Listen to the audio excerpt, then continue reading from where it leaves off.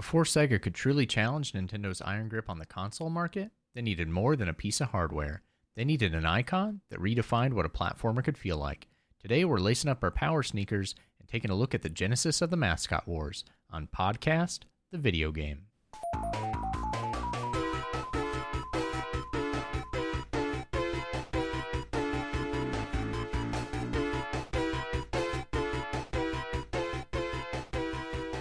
Wait. What are power sneakers? That's what his shoes are called. You can get the power up that makes you run faster in a little box. Oh, okay. Those are the power sneakers. All right. Admittedly, apparently we didn't read that part of the manual. Welcome to the second episode of Podcast, the video game. I'm Perfect Finn, and I'm joined as always by my co-host Junkyard Dave. For a brief recap, we are retro gaming enthusiasts, speedrunners, and longtime students of game design who've essentially formed our own video game book club. Once a month, Dave and I agree on a game to play through, and then reconvene to dissect the design and discuss our experiences. Today, Dave and I are taking a look at Sonic the Hedgehog, a game that attempted to ask a very different question from Mario. What if a platformer wasn't about carefully navigating obstacles, but more about things like building momentum and mastering speed? Viewed as Sega's challenge to Nintendo's dominance, Sonic helped push the Genesis hardware and created one of gaming's most recognizable characters. It was developed by Sega AM8, which would later go on to become Sonic Team, published by Sega, and released on the Genesis and Mega Drive in 1991. So, Dave, what was your experience with Sonic prior to this? I've played exactly 0 seconds of Sonic. I've seen a little bit of Sonic speedruns and stuff on Twitch, but I have no retention when it comes to replicating what I saw. I'm not a fan, and I'm sorry to anybody that's listening that, it's like, yeah, Sonic. Especially because I think I'm saying Sonic is terrible, especially because he just celebrated, I think, his 35th anniversary. Right. Like, we're spitting on the grave of Sonic. It was conveniently timed. I wasn't aware that the 35th was coming up at all. Same. So it worked out well. But from what I'm hearing, you want to spit on the grave of Sonic the Hedgehog rather than use this as a time to commemorate, memorialize, and celebrate. I think we could even go a step below and say actually piss on the grave of Sonic. Like spits too. But man, I did not like it. Yeah, we'll get into that obviously after. Yeah. There's not a lot that I liked about this one. To give people some historical context on the development of Sonic the Hedgehog really quickly before Dave and I take our deep dive. Sonic, fun fact, was created specifically to replace Alex Kidd as Sega's main mascot. They wanted to give Sega a character that could rival Mario. I've never played an Alex Kidd game. Have you ever played any Alex Kidd games? No, I'm aware of them as well, but no, I've never played them either. Right. Okay. Moving on.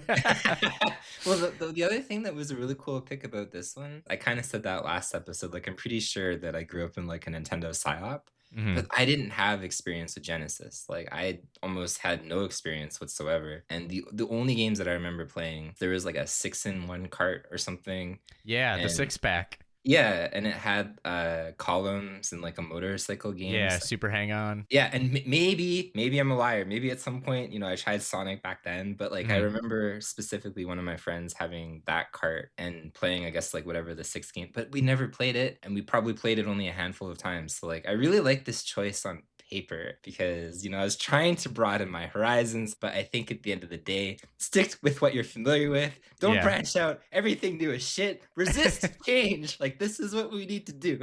Exactly. Stay in your hole. Don't try anything new. Absolutely. Yes. Okay. So another fun fact, character designer Naoto Oshima originally drew a rabbit that could grab objects with his ears, which eventually evolved into a rolling hedgehog named Mr. Needle Mouse before settling on Sonic. Also, this game was specifically engineered to showcase the Genesis faster Motorola 68,000 CPU, or the Blast processor, compared to the slower clock speed of the SNES processor. So this is a scenario where kind of the opposite of Commander Keen, where Keen, they invented new technology to support the design of the game. Sonic is kind of the opposite, where the design was informed by the technology, right? So Keen, we had that smooth scrolling conversation where they figured out how to break through on PC hardware and offer that smooth screen scrolling. That allowed them to make Keen the game they wanted to make. Kind of the opposite scenario here, where Sega had the Blast processor. They're able to move at a much quicker clip as far as things like screen scrolling and sprite lag, things of that nature are concerned. And so that kind of informed this faster gameplay that they were shooting for with Sonic the Hedgehog. So, Dave, like you said, you hadn't played this prior. You grew up in a Nintendo PSYOP. Have you played any of the later 3D iterations or any of the modern games like Sonic Mania, anything like that? No Sonic, no other Sonic, anything. Like, this was literally my first experience with Sonic. Okay, interesting. What were your expectations? I actually had extremely low expectations. Okay, interesting. What makes you say that? I think it's just the design. Like, there was no way that I thought that I was going to enjoy this in my head, because realistically the design is weird in the sense like the game wants you to go fast, but your field of view and I think like the obstacles that you have to react to in a very short, very restricted amount of time, it's not congruent with going fast and fluid.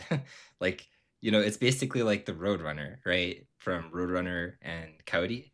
Mm-hmm. And the Roadrunner, he's like speeding. You ever notice in the cartoons, he's running down a fucking road that's straight. That's why the speed works in that thing. He's just running down a road. There's no barricades. There's no nothing. Sure. But I think in Sonic, he's running down the same road, but there's like open sewers and there's like flaming piles of garbage. And you just have to like weave in and out. And you're constantly like, dude, what the hell? Like, just allow me to like experience what you're supposed to do. But it doesn't work like that. Sure. Very, very few. Like, I'll go into that a little bit more. But I think the first level was kind of deceptive. It actually did meet my expectations. I was thinking like, oh, this is not as bad as I thought it was going to be in terms of reacting to obstacles or like, reacting to the speed that Sonic moved, but it went massively downhill immediately after that.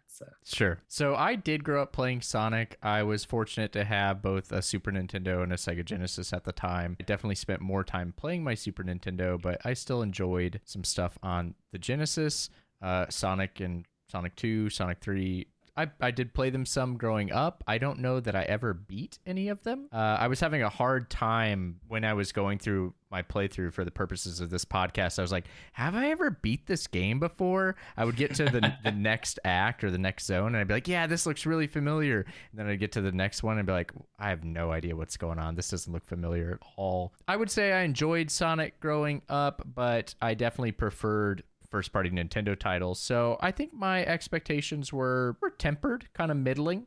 I think I expected it to be pretty good, not great. So how does it feel not growing up in Nintendo PSYOP? To be honest with you, I love Nintendo, man. NES, SNES, and N64 were so formative for me. All right, Dave, we talked about the historical context. We talked about our personal histories and our preconceptions of the playthrough. I'm ready to start on the deep dive. First, I'd like to discuss the presentation and get an idea of what you thought about things like the story, the graphics, the sound. How did you feel when you initially dropped into the game? You're pretty much immediately dropped into Green Hill Zone. It's got that cool, vibrant, almost like jungly aesthetic. And the Green Hills Zone song, I think, is inarguably the most iconic track in the entire game. I think the vibes are pretty immaculate, right? When you drop in, I think the game looks and sounds great. And I think it's probably the strongest asset that the game has, but I'm interested to hear your opinion. Well, it's not that's for sure. So I can give you the music. I think Green Hills definitely had the best song out of all of the music in the game. So that one I agree with. I think when it comes to like the sprite work and the pixel art and stuff like that, it's a genuinely pretty game. I think they did a good job. So I kind of agree with that. But my first thought when, like Sonic dropped in there and I was moving around, I was like, dude, Sonic is slippery. He is more slippery than I thought he would be, especially if you're jumping and you're trying to control your movement. Commander Keen, our boy Commander Keen, I think he even had more of a responsive like left and right jump than Sonic did. Sure. So he was very kind of floaty. He was very kind of slippery when it came to his left and right movement. I did not like that. I did not like how Sonic controlled even immediately before controlling Sonic. I think it's even kind of weird there too, because the whole speedrunning thing. I've been asked that a couple of times because I've sped run some like pretty awful shit, right? Mm-hmm. And sometimes people ask, like, where's the line? Like, when does the game become bad. And I don't want to say that Sonic is bad because I don't think it's bad. You know, there's definitely like worse games immediately that I can think of that I've both played and run. But controls are such a major thing. Sure. And already I was having the opinion like this is a game that I know I'm going to fight with the controls. This is a game where I feel like I don't have control with the controls. Not completely anyway. And that held true for pretty much the rest of the experience. Sure. So immediately, any love for the presentation that you had was immediately overridden by how annoyed you were with how Sonic was feeling in that moment. Pretty much. You know, like we kind of saw the Green Hill Zone, we heard the music, and then we kind of looked off to the side. There's a giant pile of shit right there. I was like, all right, I see how it's going to be. What did you think about, because there's next to no storyline, right? I don't even think there's an opening cutscene. You pretty much press start and you are immediately dropped into Green Hill Zone. What did you think about saving the animals, you know, running around? I was confused, honestly. I was like, okay, you know, I don't know what it is with this era of like supervillains. Like Dr. Wily makes some incredibly poor choices. You have access to basically infinite amount of money and you invent like Toadman. It's like, okay, Dr. Wily, why are we doing this? And I feel Dr. Robotnik is the same way. Like you're this evil scientist. Why are we kidnapping squirrels and bunnies? Like, what are we doing here? Sure. Yeah, I don't really know what he plans to do. I don't know either. Not sure. And I was actually kind of hoping at the end that there was like maybe like an animal counter, because my first thought, knowing nothing, was when you kill enemies, like they sometimes change into like little animals and they run away. Right. And I was thinking like, oh man, that would be kind of cool if they tracked, you know, like your total saving of the animals or something. But of course they didn't. Right. And I was thinking, oh, what happens if I get to the end of the game and I've rescued like 17% of the animals? It just gives you a bad person award. Yeah. But no, I have no idea what the purpose is and how it pertains to the story, but I will say it was pretty adorable. So, Dave, moving into the design and gameplay, I want to talk about the general mechanical loops of Sonic. The first one that I want to talk about with you is the ring system as a health mechanic. I want to see what you thought about that. So, for anyone who's unaware, in Sonic the Hedgehog, there are rings that you can collect similar to the coins in Mario. And just like in Mario, once you reach 100 rings, you get an extra life. However, if you get hit, unlike Mario, you lose all of your rings. They just explode out of you into this enormous cloud of rings, and it's your job. You're now tasked with tracking down as many of them as you can and recovering them, because if you get hit, if you take a hit from an enemy while you have 0 rings in your inventory, you die. So rings kind of act as your points as well as your actual like hit points. So Dave, I'm interested to get your thoughts on how you thought that affected your gameplay, what you thought about like the tension that it created, things like that. This was my one redeeming quality that was good about this game. Okay. Everything else sucks. I'm sorry. And I actually did not mind it. Like, as a whole concept, I thought it was actually a pretty cool system. I agree heavily that it pulls you, I think, in like 2 different directions, which I really liked. The first is, you know, that you can take a hit as long as you have a ring. Right. And I really like the idea of knowing that you can play a little bit more recklessly and like carelessly as long as you have rings in reserve. So I did notice myself, like there were certain sections there, I can't remember, it was in like the labyrinth, I think, when you're underwater, and there was like 5 or 4 or something, like little pikes that were like coming down. And I was like, I could time this, or I could just run through and get repeatedly stabbed and collect a ring and run through and get repeatedly stabbed. And I chose the latter because at that point, you know, the ring system allowed for that. Did you find yourself like scumming, for lack of a better term, often? Like where you just like, I'll damage boost through and I'll collect the ring afterwards? In some spots, for sure. Interesting. So it did actually allow for that. For the most part, though, I was trying obviously like not to get hit because I had a really hard time understanding like what was coming up with the environment and stuff. Right. But yeah, if I knew, or if I died somewhere and I had the opportunity and I had the rings, obviously I could just like barrel through. The one thing that's insane about this game is you start every level without rings. And there was a couple times where I would start the level and I would just run down and all of a sudden I get hit and I immediately die. And I'm like, well, that's cool. Yeah. You have to be very careful at the start of a level because you never know what bullshit is going to be afoot if you try to start zooming. No, but the fact there's no carryover, like you get bonus rings and some of those like bonus levels before the previous level is done. Right, yeah, you have to collect 50 rings in a stage, and then once you reach the end, you get access to the bonus level. Yeah, and nothing carries over. Like all your rings that you beat the level with, they all get zeroed out. And I'm like, man, that's actually kind of punishing. So I don't know if like other Sonic games change that, where, you know, you carry over the rings so you have a bigger, you know, pool of rings if you get hit. I don't think so, but I'm not 100% certain. It's been a while since I played Sonic 2 or 3. I don't think that's a change that happens, but I could be mistaken. Interesting. I actually thought that was really punishing, but not in a good way.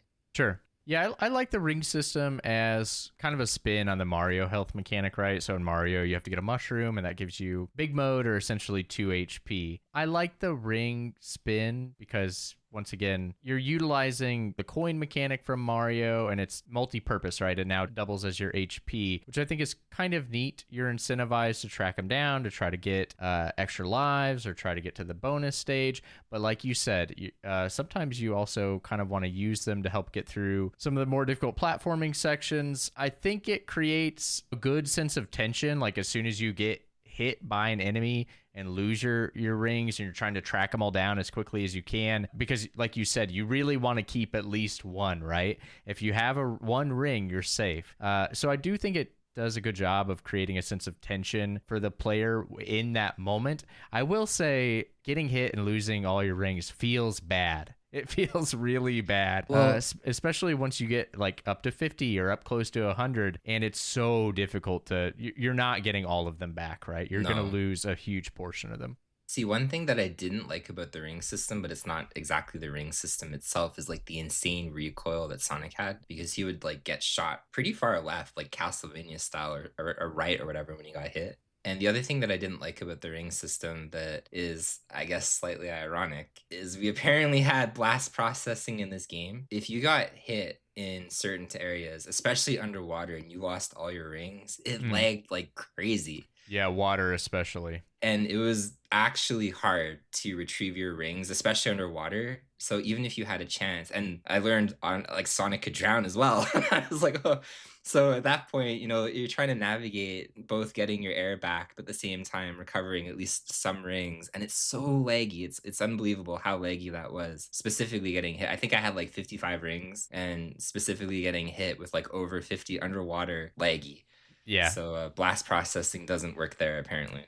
Something else I want to talk to you about really briefly before we kind of move into things that I'll call like the attitude contradiction is the physics-based platforming. So obviously the game is engineered for you to go fast, right? And that's really done by making Sonic behave like a marble.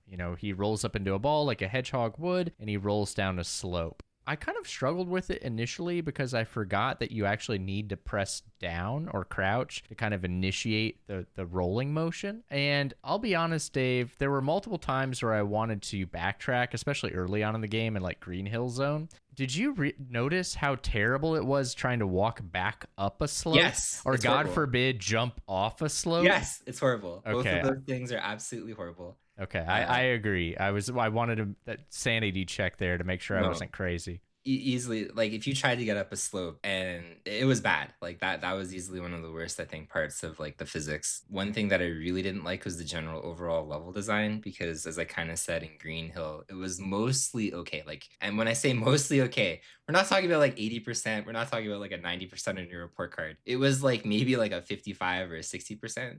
Because I noticed immediately, you had a bunch of like loop-de-loop things and Sonic's running. But the developer's answer to maintaining speed was after you do like a loop-de-loop thing, it shoots you vertically in the air and then you land. I think that's the developers literally saying, you know what, we don't know how to extend this process to run from, A to B to C to D to E without interrupting you as the player, because at that point you need to catch up. Like you need to understand, like where your environment is now because you've been moving fast. I think for the most part in Green Hill, it was barely passable in the sense that the physics mostly worked, where you weren't getting screwed on slopes or you didn't have like weird jumps and things that you needed to do. It didn't become a platforming game. It was still kind of like this run and you follow Sonic and you do the speed thing. But yeah, I think right after that, as I keep saying, like it descended very quickly into just like, what is this game even? I agree with you, and I think that's probably the most critical part of this discussion, right? The game markets itself as this speed platformer. Sonic's all about attitude, it's all about raw speed, but then you have issues like you described with your POV or your FOV rather. So when you're moving at top speed, a lot of the time I feel like you don't actually have enough time to react to what's oncoming. Things like spikes or traps, which the designers seem to love for whatever reason. pro spike like crazy. Like I Right. don't understand. So it seems like the game forces you into more of like a trial and error approach, which I guess makes the ring system make a little more sense in that context. But it almost plays like a game that they want you to replay multiple times and try to like memorize these stages, especially because I notice a lot of the stages have multiple paths through them. There's typically like an upper route and a lower route. And I found you usually want to be on the upper route because the lower route, you're usually down there with the riffraff and getting your ass beat. But I agree with you. I think that there's a bit of an identity crisis in the design, and you see that within the levels themselves, like you described, but also just from act to act, right? You start off in Green Hill Zone, which is, like you described, you're doing some loops, you're doing some fast, slope platforming, things like that, and then you move immediately into Marble Zone, and it's a lot slower, a lot more methodical. You're doing this like temple spelunking. There's fire and spikes everywhere. And you kind of see that progression throughout the rest of the playthrough. It's almost like every other act. And I wonder what caused Sega to go down that path when they were developing the game. It's like they were unsure that they could actually pull this off, and they wanted to, kind of stick to some more traditional platforming routes, or I'm not sure exactly what happened there. But I agree with you. There's like this weird identity crisis within the levels themselves, and then also like act to act. I can kind of forgive them a little bit if it was the first game and design being a little bit flaky, because I could totally see them going into the fact that, like Sonic, we have this premise of speed, as you said, like raw speed. We want the player to run through as fast as possible. And if the original concept was 18 levels plus like a bonus stage or like a final stage, reviewing that concept and being like, wow, do we really want 18 levels of Green Hill? Or do we need to kind of expand that, as the player beats section 1 and section 2 and section 3? But I think the way that they kind of expanded on the original premise, which I would assume is Green Hill, not great. Like, it became weirdly, I wouldn't say like a precision platform, but as you said, very methodical. Like, you're moving really slow, counterintuitive to like what you just learned in the first level. Yeah, Marble Zone is like this ancient ruins that's filled with lava and crushers and moving platforms. Something that I want to talk about really quickly before we kind of move on, the spikes, Dave. Oh my God. I think a majority of my deaths came from spikes, especially because it seemed like once you hit spikes, you didn't have any iframes afterwards. So spikes were essentially like an instant death. You would hit spikes, you would lose all of your rings, and then you'd like immediately hit them again and die. They were pretty bad. I don't know what function you have in this game. Like, that's the most confusing part to me. If your whole premise is speed, why are we putting like tire spikes everywhere for Sonic?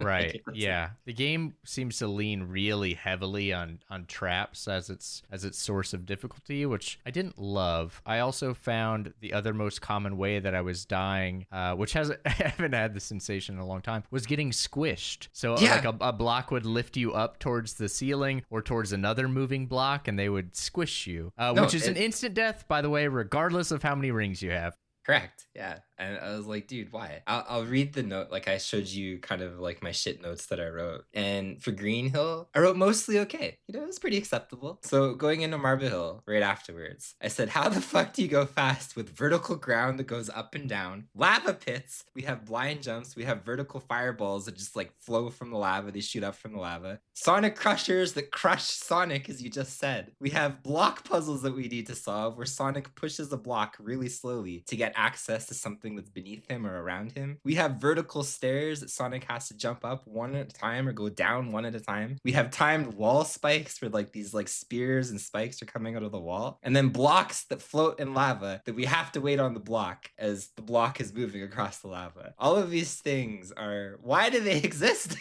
Sure.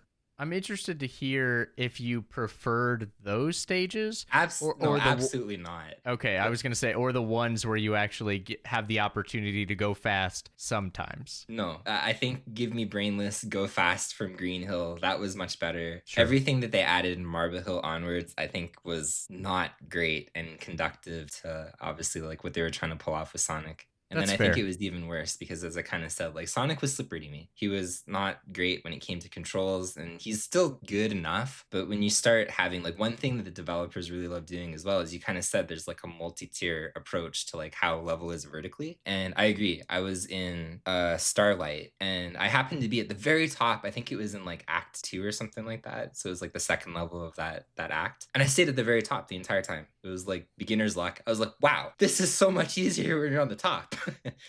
But Yeah. I noticed from previous levels, if you fall, you fall. Like there is such a punishment for falling, where you're not only falling and you fell, you're falling like multiple layers. You have to crawl yourself back up through like the different sections that you fell through. Very similar to like, what is that game? Getting Over It or whatever.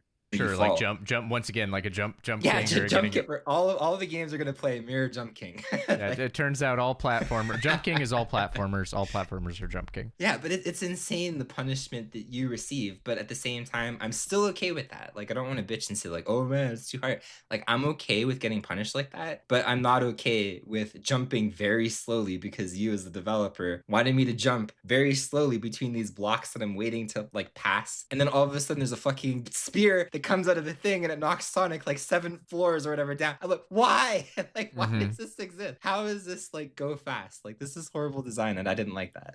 I don't know if it's because I'd played the game when I was younger, so I had, some idea of what to expect, or if I just, happened to take a slower, more methodical approach because, I was just focused on living since I knew it was a limited continues game. But I didn't find myself having too many problems until the very end of the playthrough. I do agree with you. Marble Zone is where, they start to lean on the traps a little bit more as far as the spikes, the moving blocks, the pikes that shoot from the walls. I do think it's kind of a return to form for a little bit once you get into Spring Yard Zone. It's got the cool neon cityscape vibe, and there are a lot of bumpers, which I think is a fun mechanic. I don't know that I would want to play an entire game that was filled with bumpers. Sonic Spinball. But I do think in brief doses, it's fun to ping pong around that way. It's a lot faster paced than Marble Zone, and you get a lot more vertical movement. I do, however, want to talk about Labyrinth Zone, the underwater ruins that requires air management. It is worst act in the entire game. This was horrible. I actually have him like my little shit notes that it took, specifically Act 3 in Labyrinth was the worst level in the entire game. I thought that was like atrociously bad from start to finish. Even the boss fight, I'm a little bit confused. I wanted to go back and watch the speedrun, so I'll do that after. But I managed to hit Robotnik like 3 times on the vertical climb.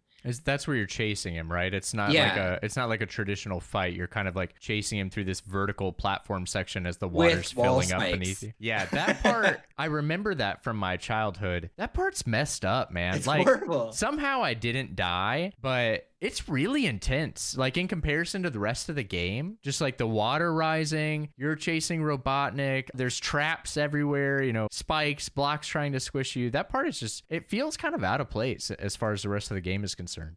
Mm-hmm.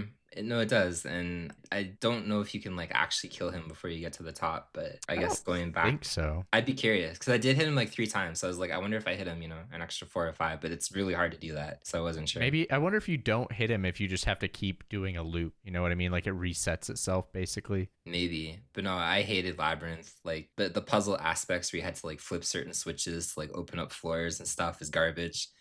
Sonic drowning is like, I would be horrified as a kid. Like that music is very anxiety inducing. Dude, it's horrible. I was like, wow. And the death animation of Sonic where he's like choked out. I was like, man, like who greenlit this mechanic, much less him dying this way? Yeah, the music is anxiety inducing for sure. Not a fan of the bubble mechanic myself. Also, like you said, these water zones are laggy, man. The blast processing cannot keep up. And I'll wait until we get to the zone, but it's critical a little bit later on. Starlight Zone, I think, is mostly a return to form, nighttime city vibe with seesaws that have some bombs on them. I'm conflicted on this zone in particular because I think if I had to pick least offensive, I would actually pick Starlight. I think actually Starlight is commonly referred to as like a fan favorite as far as this game is concerned. Yeah, I did like Starlight, and I think most of the mechanics. The seesaws were really bad, like the introduction. I immediately just walked off a seesaw and I died. And then the second time that I tried to hit the weight, and I was like, oh, okay, like maybe I need to disperse myself on the opposite platform. I still walked off and I died. And I was like, okay. The fact that you introduce this mechanic to the player above an open pit that they can die, I didn't necessarily agree with. You could have maybe made the ground solid just for that one seesaw so the player could figure it out. Sure. So I felt there was a little bit of cheap death there, but other than that, I actually did not mind that act in general. Yeah, I would agree. Like I said, I think it is kind of a return to form. It's one of the faster playing zones along with Green Hill Zone and Spring Yard Zone. And I think those zones play to the game's strengths, and they generally rely less on some of the more egregious design choices that we've discussed, things like spikes, traps, etc. However, I do want to talk about the final zone, Scrap Brain Zone. I want to talk about the final stage of Scrap Brain Zone. How'd you feel going back to Labyrinth Zone, buddy? So I actually looked this up after because I was a little bit surprised. I think I took like an alternate path that was pretty easy. Because okay, so you found the shortcut like right away? I didn't try. I just rolled down like an idiot, and then I wound up like beneath the stairs or whatever that were closing on me. Oh, that's very fortunate because I basically played through the stage once or twice all the way to about where the shortcut takes you. And then, I died, and subsequently I was like, hey, I wonder if you could like beat this cycle or whatever and get underneath this ramp before it closes off. Yeah, I got really lucky then because I just ran all the way down and I fell, and I was like, well, okay, I guess you can do that. But I, descended down through the water. I avoided basically like the little spikes, and then I just got shot up and I fought the boss. And I was thinking, dude, like this wasn't that bad. That's so I don't incredibly fortunate because it is far and away the most difficult stage. Interesting. Okay, I got I'll take the last. There is specifically one moment. It's basically right where the shortcut drops you at. You have to do this vertical platforming to get from one air bubble to the next air bubble, and there are some spikes and some enemies that are swimming around you, and it's so incredibly laggy, and I probably died 2 or 3 times just on that specific platforming challenge to get from one bubble to the other. Like one time I got there, fought my way through the lag, the drowning music is popping off, and I'm standing at the bubble spawn waiting, and it's counting down. I'm like, spawn the fucking bubble, spawn the bubble.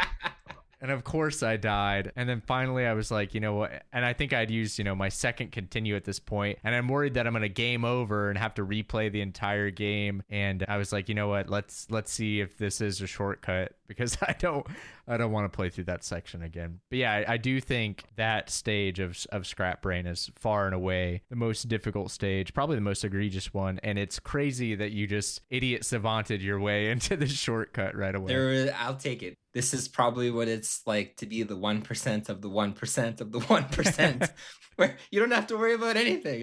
Really quickly, before we move into the Age Well audit, I want to talk about the end game. Did you get all the Chaos Emeralds? No, I don't think I got a single one. I did enter 2 bonus levels, but I just fell and I went to the goal at some point. So sure. Whatever the Chaos Emerald side quest, I failed that terribly. Okay. I like the bonus stages. I think they're a fun little diversion. They've got the insane 90s kind of like synth wave backgrounds with random birds, neon birds and stuff. I think they're a fun little side quest. I think I got 3 Chaos Emeralds. So what did they do? They get you an alternate ending, which I did not get because I only collected 3, and I want to say there are 7 or 8. I watched the alternate ending on YouTube, and the only difference is that Sonic kind of like, tosses all the emeralds into the air, or they come out of him or something, and they all gather together, and then nothing happens, and he looks around kind of disappointedly confused. Yeah. So just literally you get nothing.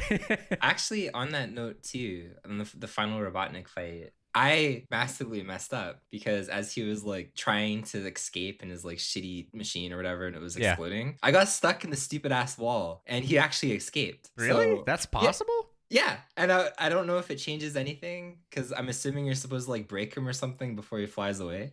Yeah, I think you hit him once, like you just jumped at him. Only one time. Oh, yeah. Great. Nice. Yeah. Yeah, I somehow failed that. I was like, well, I guess he's getting away. Wow. So you didn't even really do it. No, we avoided all the Chaos Emeralds. We let Rebellious get away. He's Nice. probably capturing more people or whatever animals out of the forest right now. Like, nice. You really are pissing on Sonic's grave today. That's awesome. It's so bad.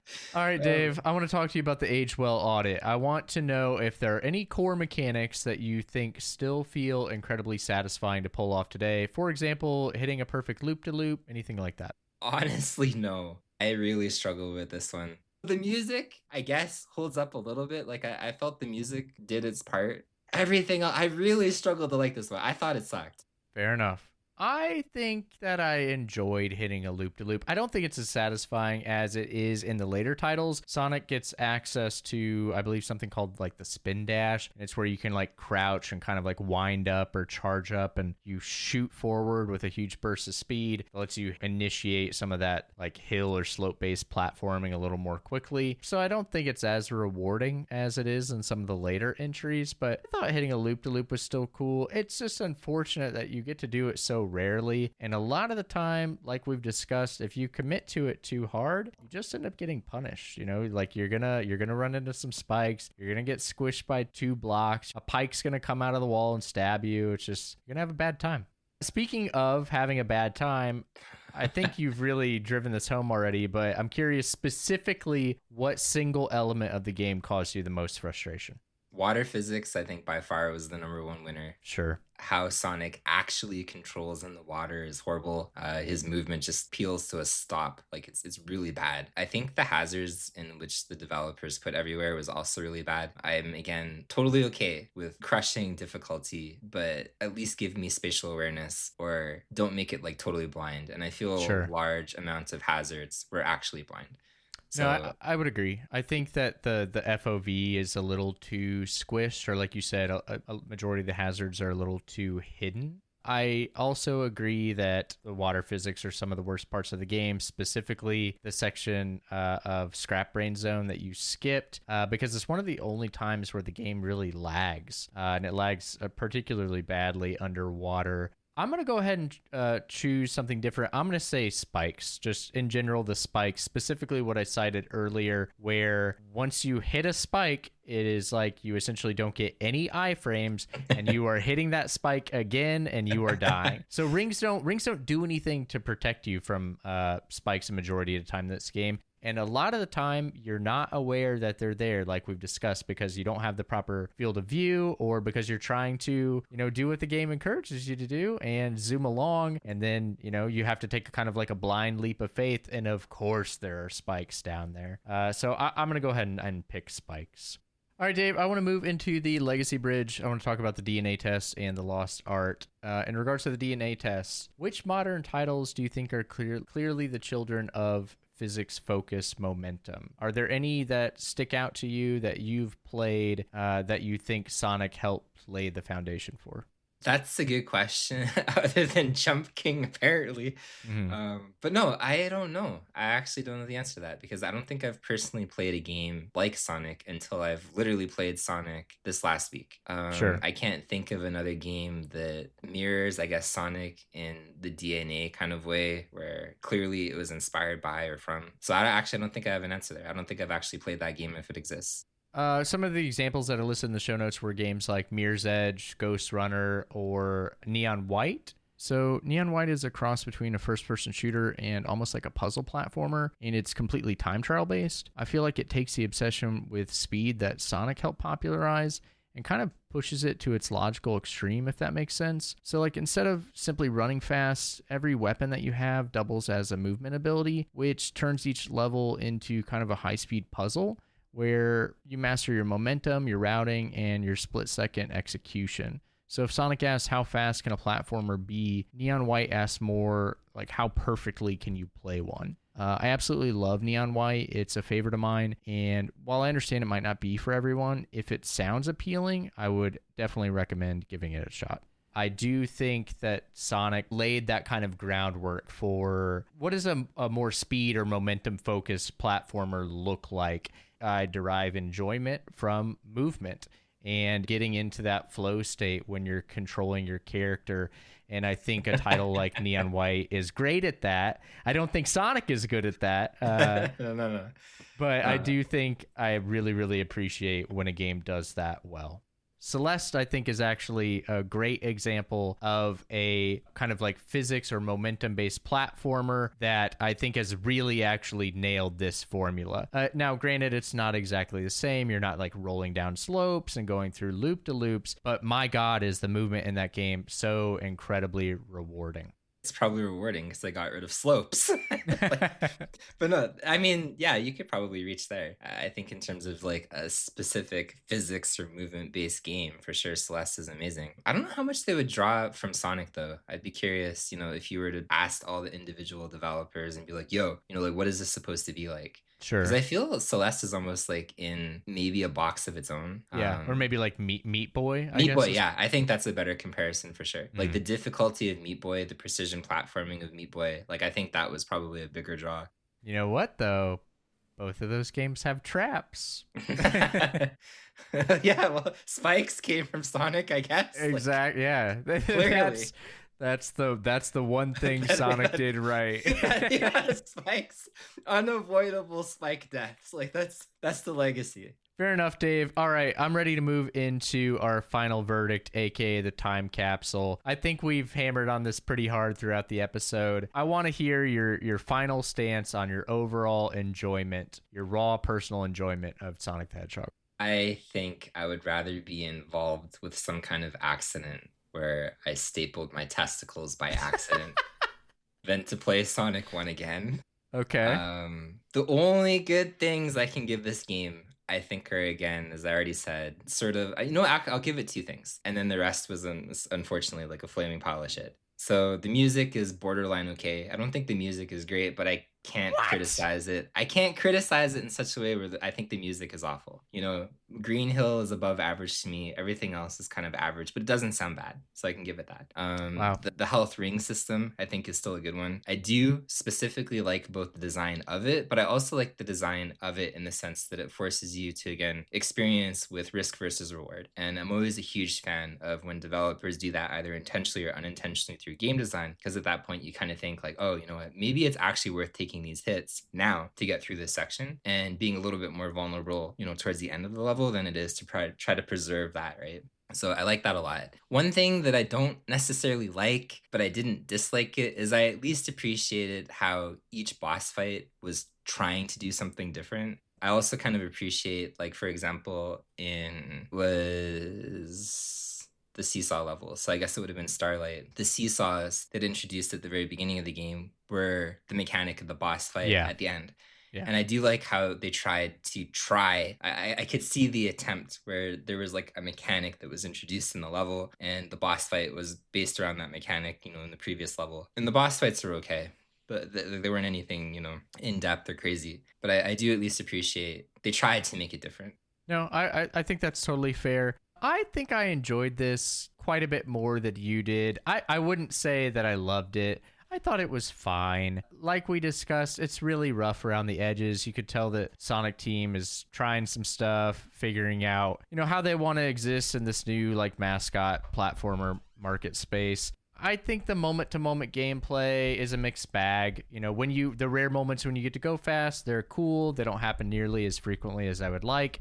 And a lot of the time when you engage with them, you just end up getting punished. The slower, more methodical stages, some of them are fine. Marble Zone, I actually like Marble Zone okay. I also think it's probably the second best track in the game. But, things like Labyrinth Zone or Scrap Brain Zone, I just don't think they play particularly well with, the way Sonic handles and their overall reliance on traps and spikes and things of that nature. So I would say overall it was totally fine, very middling, probably on par with Keen. I think Keen is more surprising in that I had lower expectations, and I think that it probably has some more like ingenious design that I think Sonic is guilty of more design sins. No, absolutely. It's committing crimes like every second. Mm-hmm. Like stealing wallets from everybody on the street constantly. In this case, I would absolutely, even though I didn't feel super strong about Commander Keen, and even though I ended the episode last time saying, oh, you know what, leave Keen in the dust, dig up Keen, man. put Sonic in that hole. Like and that's where my tier list would be. Like I would say for sure, Commander Keen is better than Sonic the Hedgehog. For Sonic's 35th birthday, you want to murder him and put him in the dirt. Sonic. Fair enough. I will also say that I enjoyed the presentation of this game a lot. I think it looks and sounds great. I don't think the score is incredible, but I think it's pretty solid. I especially like Green Hill Zone and Marble Zone. I think they're pretty banging tracks. There's probably also a certain amount of that's tied to my childhood nostalgia. Just loading up for the first time was such an incredible, whiplash back to being like 8 years old or whatever and playing it for the first time. I like the vibe of Green Hill Zone. It's really vibrant, really colorful. Got the good music. You've got the water in the background, but the good faith that it instills early on gets kind of, torn down really quickly as the game progresses, and is pretty much entirely lost by the time you get to about Labyrinth Zone. Marble Hill, my man, it's like immediately gone after the second level. But fair enough, Dave. So I think I know your answer to this, but essential versus a museum artifact. Is the original Sonic the Hedgehog a must-play for a modern gamer? Or do you think it's a museum piece that's better left respected from afar, while people might skip straight to something like Sonic 2 or Sonic Mania? Yeah, if we ever play Sonic 2, that was the feedback that I already said. Like, I heard that a lot. Yeah, Sonic 2 is a better game. Sonic 2 is a better game. I'd be extremely curious in trying at least Sonic 2, just to see the improvements, just the general, maybe like level design, everything that they changed, if I feel it was like less unfair or aged badly. But yeah, Sonic 1, kind of interesting because I feel Keen as an origin, I think it did a better job. I would feel a little bit more comfortable walking away saying like, okay, Keen, at least play it, where I would probably revise my original answer from the first episode. Mm-hmm. This one, I would not recommend it. If somebody walked up to the street is like, hey man, you ever play Sonic? I'd be like, no, like don't do it. Like there's so many other better games. Sure. Like I really, really, really struggled with this one and I didn't like it at all. So like I could not recommend it, even as a curiosity of origin, like this is where it started. Sure. This is where it came from. Like, it was bad. I did not like it. Yeah, that's fair. I think I agree. I think that Keen is kind of like maybe has some validity to go back and check out just to see its historical significance. Whereas I think that Sonic 1, like just go play Sonic 2 or go play Sonic 3 and Knuckles. I think it's just aged really poorly. And a lot of that is due to some of the design that we've discussed. Things like just kind of the whiplash and the level design and the over-reliance on traps. So yeah, please just leave this one alone. If you want to play a Sonic title in 2026, just skip straight to 2, skip straight to 3. Or I haven't played Mania yet, but I imagine, check that out. Let's also not forget Sonic in the Olympics. Like that's probably of course. Probably pretty good too. But yeah, maybe we can play, Sonic 2 or Sonic 3 in the future and see if that rehabilitates your opinion. No, this is where we got to jerk people around because they expect that now. So we'll dedicate this time and space right now. We'll say we're going to do Sonic 2 in the future. And then we're going to do the biggest like crypto rug pull of all time. And it's going to be Sonic 2 Sonic. No, Sonic goes to the Olympics. That's what it's going to be. Oh, okay. Or Sonic Spinball. Yeah, whatever other one, but not 2. Sure. All right, Dave, my final question, the remake pitch. If the game were handed to a modern studio for a structural remake tomorrow, what's the one mechanical element that must never be altered? The extreme slowdown in water sections. Okay. Again, it's the rings, right? It's got to be the rings. Yeah, it's 100% the rings. 100%. That would have been my answer. Yeah. Like, there's no other mechanic I think that you could probably carry into a modern Sonic game that actually would do well or was a good mechanic, I think, from the original, other than the rings. Yeah, I think those are the two most iconic mechanics from the game are the rings and like, the speed or the momentum or, the loop-de-loops. And I think that the rings is done so much better, so much more elegantly. Like we discussed, I think that it creates a real sense of tension for the player. And I think it's a really clever spin on kind of like a hit point mechanic. And I really do appreciate the ring mechanic. I think it is handled a lot more gracefully than the speed or lack thereof. No, they do. And it's actually kind of weird thinking about that because there's not a whole lot of modern games that kind of copied Sonic in that way. But I think as a general health system, that could be so beneficial in a lot of different ways. Like you could have so much fun in a lot of different games like that. But even like using it as kind of like a blueprint, I can't think of many that did that, where if you get hit, you have a choice to recover, like your health. So I'm surprised that more modern games didn't really take from that. Right. I agree. All right, Dave, I want to wrap things up here, put Sonic to rest, lay him down in his grave. Our next episode, we are going to be playing...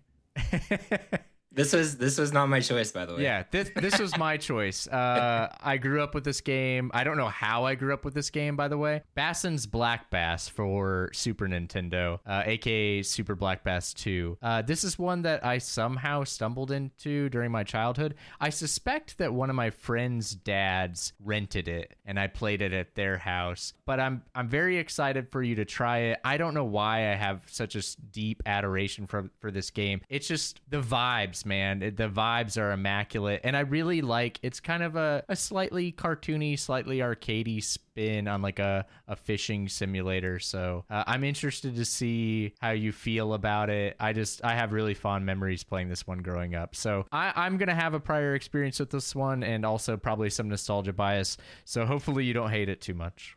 We've set a very low bar with standard.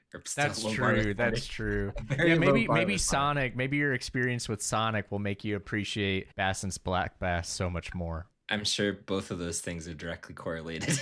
But I'm going to put you on the spot for a second, because Sonic was linear in the sense like, okay, we can beat the game. Yeah. Commander Keen was linear in the sense like, okay, we can beat the game.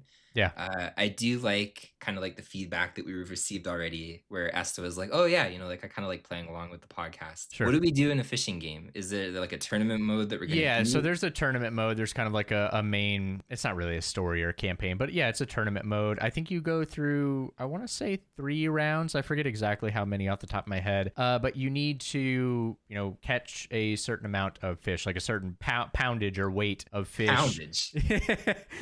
And I think you have to place somewhere in the top 3. Maybe you might have to place first in a given tournament to advance to the next one. And you go to new lakes, and you get access to new lures, and there's even like some secrets that I don't want to spoil. And the fish obviously get bigger as you progress, which is exciting. Poundage increases. Yeah, so we'll play through the whole tournament mode, and okay, you gotta win. You gotta win all the tournaments. If you don't win all the tournaments, don't bother coming to the next episode recording. You're fired. Yeah. All right, our jobs are at risk here. All right, Dave. Last item that I want to address is our sign off. I asked you to come to the episode with a random idea for an episode sign off. So let's walk through our sign off ideas. Do you remember what yours was? Yeah, I have it pulled up in case you don't. I was just gonna straight up steal like from the Adam West Batman. It's like same bat time, same bat channel, but we'll say same podcast time, same podcast channel. No. Podcast. So yeah. Hopefully we don't get sued for that, but you know what? Adam West Estate probably is good people, maybe. Sure. Yeah. So for anyone, I guess, who's unaware at this point, the name Podcast, the video game, is a play. Dave and I both deeply adore Batman, the video game for NES. So it's kind of a play on the name. My idea is not quite as creative, I guess, as yours. Oh, it's not plagiarism. Sure. Yeah. I guess, yeah, mine is more original. Good point. Both of us being speedrunners, typically whenever, somebody finishes a run or finishes a session, you'll just always be like, GG. That's what runners always say to each other whenever they wrap up a run. So what if every time one of us, once we've identified that the podcast is over and we're ready to call it, and we just give each other, somebody asks they ask, it's like I say GG and you say GG. That's a pretty good idea. I like that. I would like to propose my alternate timeline of probably 20 years of legal issues with the Adam West estate. Sure. No, I like that. I think I'm okay with that. I like that. That's a good idea. All right. GG. GG.